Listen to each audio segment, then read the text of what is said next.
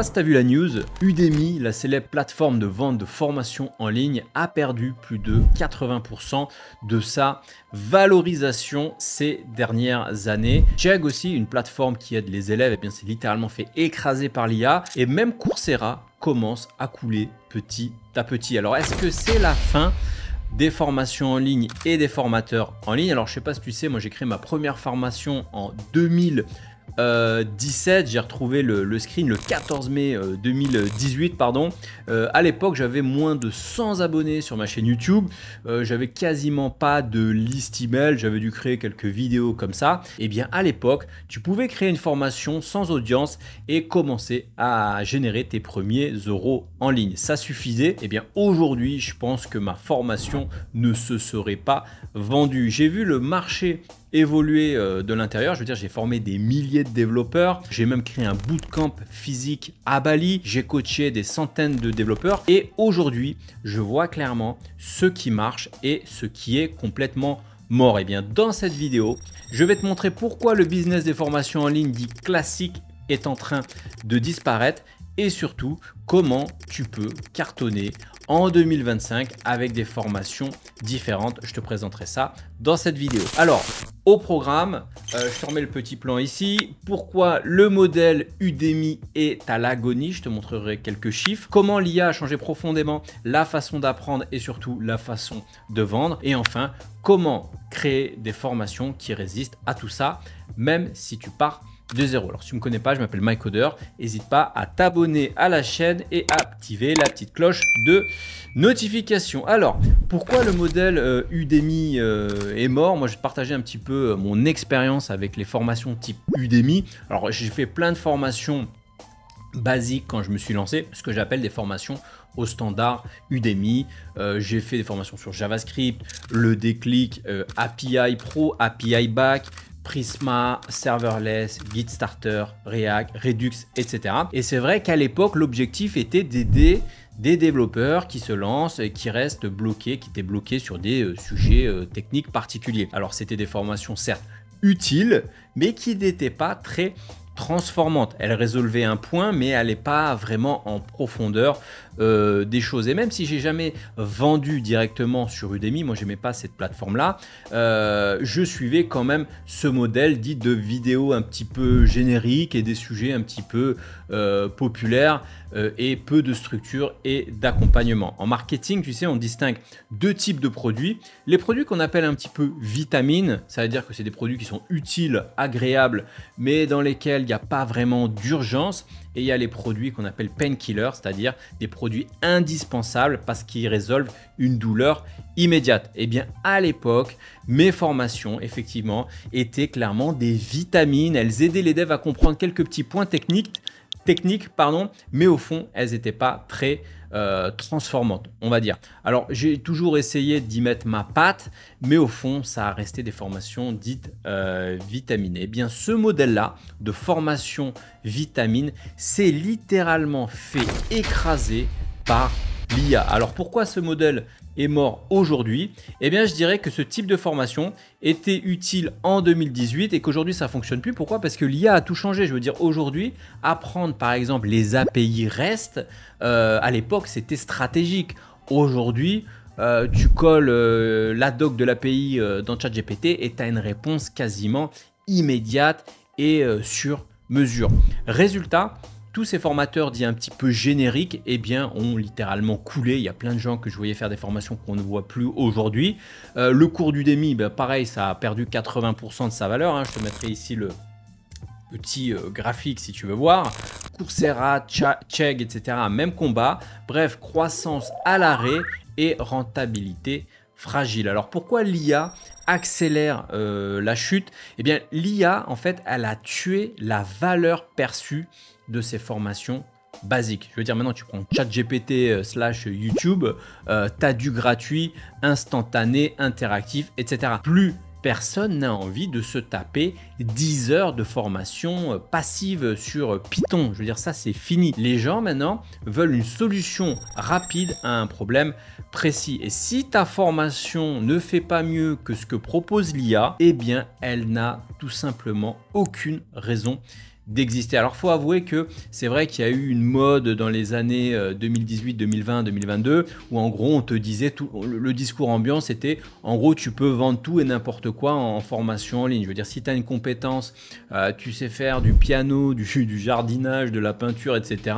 On te vendait l'idée que eh bien, tout le monde pouvait uploader son cours sur Coursera et générer ses premiers revenus passifs. Eh bien, c'était vrai il y a un temps et aujourd'hui, eh bien, ce temps-là est terminé. Aujourd'hui, personne ne veut prendre une formation générique faite à la va-vite sur un sujet qu'on peut googler ou que peut prompter sur ChatGPT. Ce genre de formation n'a tout simplement plus aucun avenir.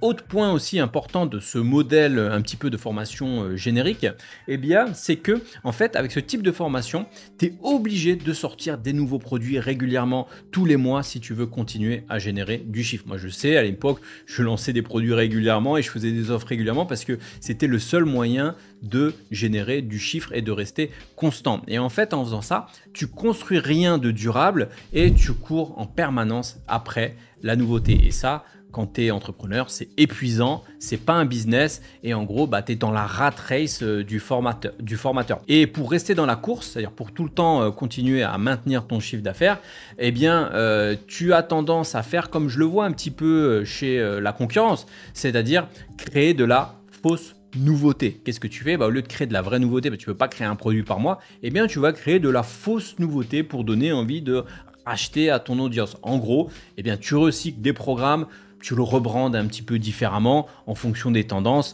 Il suffit qu'à un moment, ce soit la mode de Cursor, et tu es un développeur JavaScript, tu vas faire JavaScript Cursor. Il suffit que ce soit la mode de l'IA, tu vas faire JavaScript IA. Il suffit que ce soit la mode du full stack, tu vas appeler ça JavaScript full stack. Tu rebrandes en gros tout ce que tu as fait en full stack au lieu de reconstruire des vraies formations transformantes. Et en fait, tu es obligé un petit peu de pousser sur le marketing en faisant du marketing un petit peu borderline, et je dirais que sur le long terme, eh bien, c'est foutu. On va passer à la deuxième partie. Pourquoi l'IA maintenant change profondément la façon d'apprendre? Eh bien, je dirais que l'accès à la connaissance est devenu maintenant instantané et gratuit. Je veux dire, ça n'a jamais été aussi instantané, rapide, gratuit. Aujourd'hui, tu veux comprendre comment fonctionne une API, tu poses la question, tu as la réponse en 3 secondes adaptée à ton cas précis. Tu veux créer une page avec Next ou quoi? Bon, tu demandes à ChatGPT, tu as la réponse en quelques secondes. C'est pareil. Aujourd'hui, résultat de tout ça, c'est que la connaissance en elle-même, la connaissance brute, elle a beaucoup moins de valeur. J'avais fait un post LinkedIn sur le sujet, les compétences techniques n'ont plus aucune valeur. Et bien pourquoi? Parce que ces compétences-là, cette connaissance-là brute, elle est abondante, gratuite et instantanée. Deuxième point, c'est que les gens ne veulent plus apprendre. Les gens veulent résoudre des problèmes. Les gens n'ont plus rien d'apprendre des connaissances, ils ont envie de résoudre des problèmes. Avant, on pouvait accepter de rester pendant 10 heures devant une formation. Aujourd'hui, les devs et les gens en règle générale, ils veulent une solution précise à un problème concret. En gros, ils cherchent aussi des réponses personnalisées et pas un cours générique, les 10 heures de Python, etc. etc. Du coup, les formations un petit peu passives sont perçues comme perte de temps, un petit peu flou, un petit peu inefficace. Troisième point, l'IA, eh bien, ça a élevé le niveau d'exigence. Je veux dire, à l'époque, le niveau des formations, c'était pas foufou. Eh bien, avec l'IA, eh bien, ça a poussé, ça a habitué les gens à avoir des réponses précises, de qualité, claire et customisée. Donc, pour qu'une formation justifie un paiement, elle doit faire beaucoup mieux que ce que fait l'IA gratuitement. Un autre point aussi, je dirais que la logique de vente a changé. Avant, tu vendais même sans bon tunnel, c'est-à-dire tu n'avais pas besoin d'avoir un tunnel de vente ultra optimisé, tu pouvais faire des ventes. Moi au début quand j'ai lancé ma chaîne YouTube, j'ai fait des ventes avec une formation bidon, sans liste email, etc. Aujourd'hui, je dirais que les gens veulent voir une promesse forte, veulent voir des preuves sociales, veulent voir un programme clair et un accompagnement réel. Plus que jamais, il te faut des systèmes qui soient carrés. Il faut que tu comprennes vraiment la psychologie de tes clients parce que derrière, il va falloir que tu vendes à ces clients-là. Alors, troisième point maintenant, alors comment faire pour créer des formations qui résistent à tout ça, même si tu pars de zéro en 2025? Eh bien, première chose, je dirais, fini les formations type catalogue, là, les 20 heures de JavaScript, c'est fini. Oublie ce type de formation et place au programme, ce que j'appelle les programmes transformation. Moi, c'est ce que j'ai fait depuis, avant même l'arrivée de l'IA, j'ai commencé à switcher vers des programmes plus transformants avec React Mastery, Next Mastery, etc. Puisque ce qui marche aujourd'hui, c'est plus un catalogue de vidéos, c'est vraiment un programme avec une promesse forte, un chemin clair, des étapes précises, etc. Les gens veulent des résultats, ils veulent pas des heures de contenu. Vendre des formations au nombre d'heures, au kilo, ça n'a plus aucun sens. Et j'entends par là des vraies formations transformantes. Moi, je vois plein de concurrents qui vendent des transformations sur le papier, sur la page de vente, mais la formation en elle-même, ça reste Udemy. Mais il n'y a rien de transformant là-dedans. Donc, il faut vraiment pas juste avoir un marketing de formation transformante, mais avoir vraiment un vrai programme qui transforme tes élèves. Deuxième point, les ingrédients donc d'une formation qui cartonne aujourd'hui. Donc il faut que tu aies une transformation qui soit claire. Je veux dire, par exemple, moi je vois plein de devs qui restent bloqués, qui ont du mal avec le développement full stack avec Next. Bon, bah là tu fais une vraie formation transformante sur comment devenir développeur full stack. Donc là tu résous un vrai pain point, on va dire. C'est vraiment une formation painkiller. C'est vraiment une difficulté de devenir développeur full stack. Bon, bah là, tu résous ce problème-là. Ou pour les freelances qui n'arrivent pas à trouver de clients, comment trouver des clients en automatique? Comment devenir freelance avec un TJM de 500 € par jour, par exemple? Ensuite, il te faut un positionnement de niche. C'est-à-dire, ça j'en ai parlé pas mal de fois, pas de formation JavaScript basique, les 20 heures de JavaScript, les 100 heures de Python, etc. Mais plutôt des formations nichées, formation TypeScript pour développeurs back-end sur certaines technos, enfin voilà, des choses comme ça, et pas non plus les formations productivité bidon qu'on a vu partout. Ça, c'était la mode en 2018. Comment booster ta productivité avec telle et telle formation. Aujourd'hui, ces formations, c'est des formations en pigeon. Ça n'a plus aucun sens. Tous ces conseils, ils sont gratuits. Tu demandes à ChatGPT et t'inquiète pas, ta productivité, elle va doubler. Ce qu'il faut aussi, c'est d'avoir un cadre d'accompagnement. Tu ne peux pas juste faire comme sur Udemy, prends ta formation et démerde-toi. C'est important que les élèves qui rejoignent la formation se sentent encadrés, se sentent motivés, parce que les gens, souvent, ils perdent vite la motivation. Et si tu arrives à créer une structure, un accompagnement, etc., eh bien, ça marche beaucoup mieux. Souvent, on aime bien y mettre un coach, des deadlines, des projets, une communauté, etc. Et les projets aussi, si tu arrives à la fin à faire construire des projets à tes élèves, parce que les gens, ils veulent construire, ils ne veulent pas juste apprendre, ils veulent à la fin se dire, bah voilà, j'ai réussi à faire ça. Donc, tu peux faire des programmes où il y a des projets à réaliser, etc. Troisième point, tu peux y arriver en 2025 en partant de zéro, mais je dirais, tu n'as pas besoin d'être un expert mondialement reconnu, hein, mais je dirais que tu as juste besoin quand même de bien définir la transformation que tu proposes. Il faut que tu te spécialises et surtout, il faut comme je te disais, que tu construises un vrai parcours. Bien sûr, ne fais pas l'erreur de tous les débutants, c'est de viser trop large. Il faut plutôt se nicher, vise juste, forme peu de gens, mais aide-les justement à aller loin. C'est comme ça que tu arriveras à trouver ton audience. Donc pour conclure, je dirais que non, c'est pas la fin des formations en ligne. Je dirais que c'est la fin des petites formations faites à la va-vite, des formations Udemy, des formations rebrandées, des formations qu'on te refourgue en rajoutant 2-3 modules qu'on essaie de te refourguer. Ce genre de formation faites à la va-vite n'ont plus aucun avenir.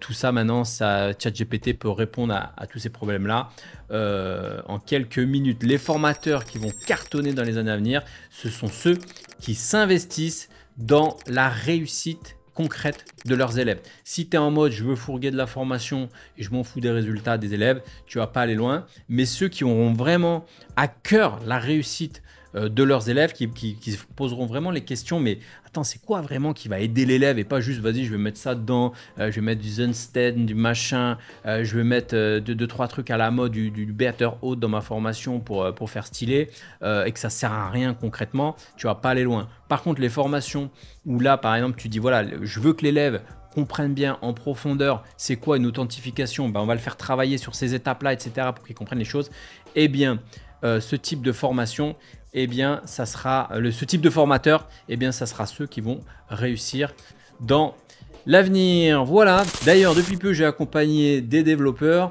dans un nouveau type de coaching. J'appelle ça des coaching business. C'est pour les personnes en fait qui auraient du mal à vendre des formations, qui resteraient un petit peu bloquées et qui ont peut-être une audience, qui ont un produit mais qui n'arrivent pas forcément à le vendre. Alors, je n'avais pas prévu de mettre ça en place, mais une personne a réussi à trouver la manière de s'inscrire à un de mes coachings. Et du coup, j'ai accepté un petit peu. Et du coup, j'en ai pris une deuxième. Et c'est vraiment une expérience que j'aime bien. Aider les personnes à construire leur offre, créer leur tunnel de vente, éviter toutes les erreurs par lesquelles je suis passé.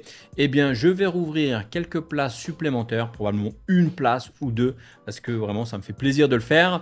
Et donc, je te mettrai un petit lien dans la description, si j'oublie pas, pour les personnes qui auraient envie, de faire décoller leur business en ligne. Alors, par contre, pas de débutants, pas de personnes qui n'ont pas d'audience, pas de produits, etc.